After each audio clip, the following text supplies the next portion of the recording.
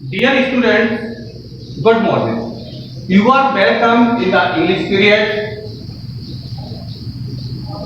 Today I want to teach you about the rules of translation. But I have hoped that you have learned the simple use of is, was, has in the last classes. So today I want to teach you about the tense. What is tense? Tense means काल या समय। इस काल और समय को तीन भागों में विभक्त किया गया है, प्रेजेंट, पास्ट और फ्यूचर।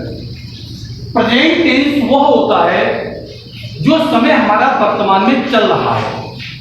इस हिंदी वाक्य के अंत में है, हूं, है आदि शब्द आते हैं, वो सारे वाक्य हमारे प्रेजेंट टेंस के होते हैं। पास्ट टेंस जो समय हमारा निकल चुका हो, बीता हुआ समय, जो काम हमने पिछले समय में किया है, अपने बीते हुए समय में किया है, that is called past tense. Future tense वो होता है जो हम आगे भविष्य में करेंगे। तो भविष्य में किए जाने वाला जितने भी वाक्य होते हैं फ्यूचर टेंस के अंतर्गत आते हैं। इसके हिंदी शब्द के अंत में गाड़ी गे, पास्ट में खाती थे और प्रेजेंट में है, हूं, है आता। जैसे एक उदाहरण देखते हैं कि मैं फिफ्थ में पढ़ता हूं, मैं क्लास फिफ्थ में पढ़ता हूं, तो हम आ गया तो प्रेजेंट टेंस हो गया। लास्ट ईयर मैं फोर्थ में पढ़ता था, तो ये पास्ट टेंस हो गया। और मैं सिक्स्थ में पढ़ूंगा, सिक्स्थ में पढ़ूंगा, तो ये हमारा फ्यूचर टेंस हो गया। इस तरह से इन तीन टेंस के आधार पर हमने वाक्यों को प्रेजेंट, पास्ट और फ्यूचर में इसको डिवाइड किया। इसके बाद एक एक टेंस के चार भेद आते हैं, इंडेफिनिट, कंटिन्यूअस, परफेक्ट और परफेक्ट। यही चार भेद प्रेजेंट के होते हैं, यही पास्ट के होते हैं और यही फ्यूचर के होते हैं। तो जब ये चार भेद होते हैं हर टेंस के, तो कुल मिलाकर के ये 12 टेंसेस हो जाते हैं। इन 12 टेंसेस के अंदर फर्स्ट ऑफ ऑल आज हम आपको केवल प्रेजेंट इंडेफिनिट ये वाला आपको पढ़ाएंगे, ये प्रेजेंट इंडेफिनिट टेंस। पढ़ाने से पहले एक चीज मैं बताना चाहूंगा कि हर टेंस के अंतर्गत चार चीजें जो होती हैं, हर टेंस की अपनी अलग अलग होती हैं और हर टेंस की वो चार चीजें हमको ध्यान में रहनी चाहिए। First of all identification, ID. तो उसकी पहचान क्या होती है? क्योंकि 12 टेंस हैं, उनकी 12 पहचान अलग अलग होंगी, तो हर टेंस की पहचान हमको ठीक से आनी चाहिए। तो उसकी पहचान। सेकंड चीज होती है हेल्पिंग वर्ब, सहायक क्रियाएं। कुछ टेंस की कौन सी सहायक क्रिया है, हर टेंस की अपनी सहायक क्रिया अलग अलग होती है। तीसरी चीज है उस सहायक क्रिया का प्रयोग। सहायक क्रियाएं एक नहीं होती, कहीं एक होती है, किसी टेंस में 2 होती हैं, किसी में 3 होती हैं। तो इसका हम सही यूज कहां पर कोई हेल्पिंग वर्ब का प्रयोग करेंगे, ये। और चौथी चीज आती है कि फाइनाइट वर्ब के साथ हमको क्या करना है। जो फाइनाइट वर्ब होता है उस टेंस की जो मुख्य क्रिया होती है, उसके अंदर कहीं फर्स्ट फॉर्म लगती है, कहीं सेकंड फॉर्म लगती है, कभी थर्ड फॉर्म लगती है, कहीं आईएनजी लगती है। तो किस फॉर्म का कहां हमको प्रयोग करना है, ये चार चीजें माने पहचान, उसके बाद हेल्पिंग वर्ब का प्रयोग और उसके फाइनाइट वर्ब में कौन सी फॉर्म लगानी है, ये चार चीज हर टेंस की हमको अलग अलग ध्यान में करनी है। तो देखते हैं सबसे पहले प्रेजेंट इंडेफिनिट टेंस। अब इसको ठीक से समझने का प्रयास करेंगे। लिखित कार्य आपको व्हाट्सएप से भेज दिया जाएगा, उसको आप पढ़ करके ठीक प्रकार से उसका रिवीजन करेंगे।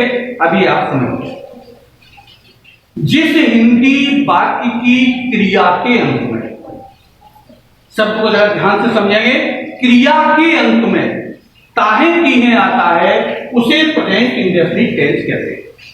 नॉर्मली हम इसकी एक पहचान बताते हैं कि जिस हिंदी वाक्य के अंत में ताहे तीहे आता है, हमने एक नया शब्द जोड़ा है फिर क्रिया के अंत में, क्योंकि कभी कभी नाउन शब्द भी ऐसे आ जाते हैं। नाउन शब्द के कारण जो है वो ताहे तीहे शब्द भी आ जाते हैं और ताहे तिये ते वो जो शब्द आते हैं और जब नाउन के साथ जुड़ के आते हैं तो वो हमारा प्रेजेंट इंडेफिनिट टेंस नहीं होता है।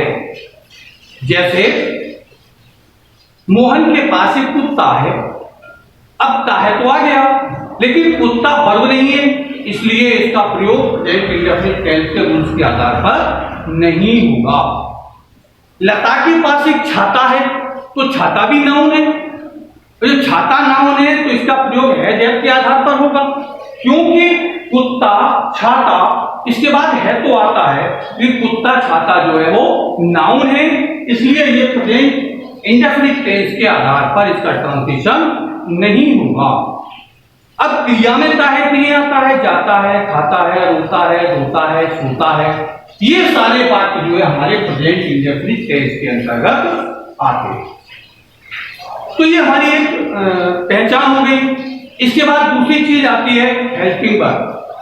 तो इसकी हेल्पिंग वर्ब दो होती है, डू और डज। इसकी हेल्पिंग वर्ब जो है डू और डज।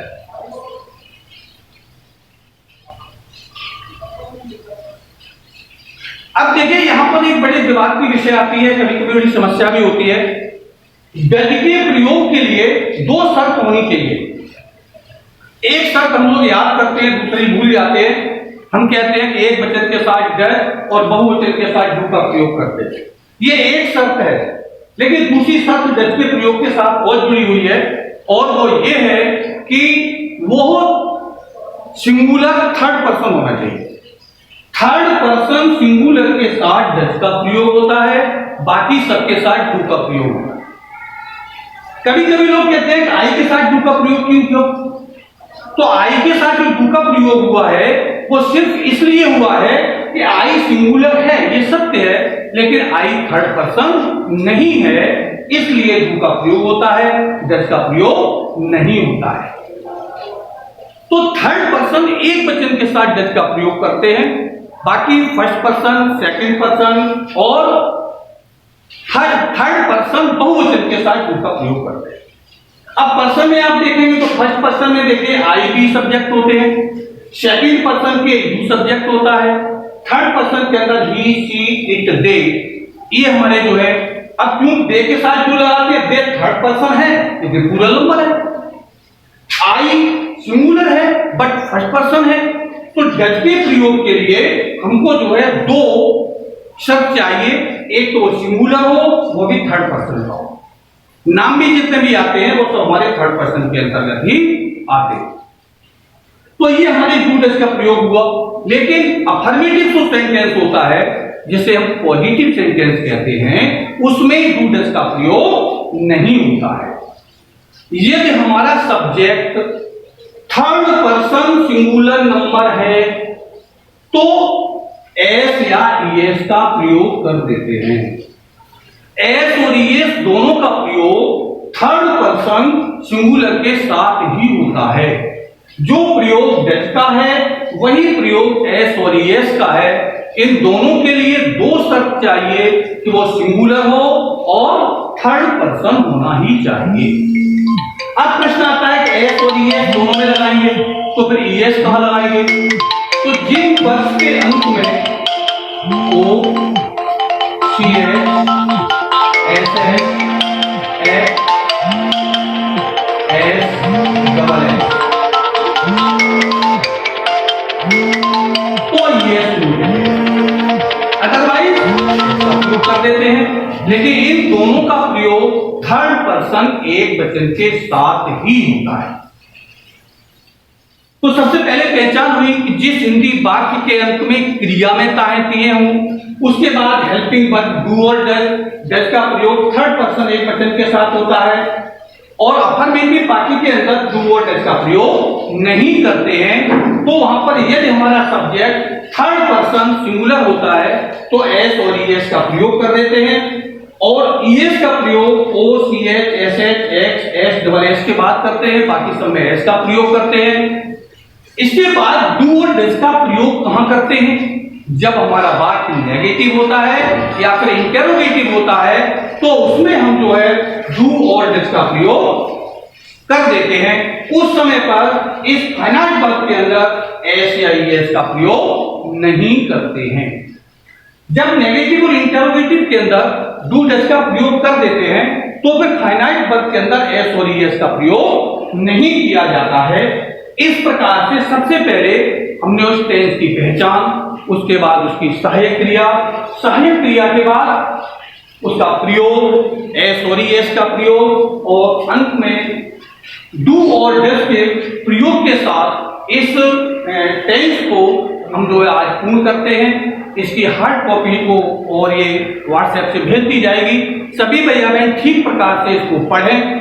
अगला जो वीडियो होगा उसमें हम आपको सेंटेंस और उसकी सब्जेक्ट, वर्ब, ऑब्जेक्ट कैसे छांटते हैं, कैसे उन्हें सेट करते हैं, ये सब सिखाएंगे। Thank you.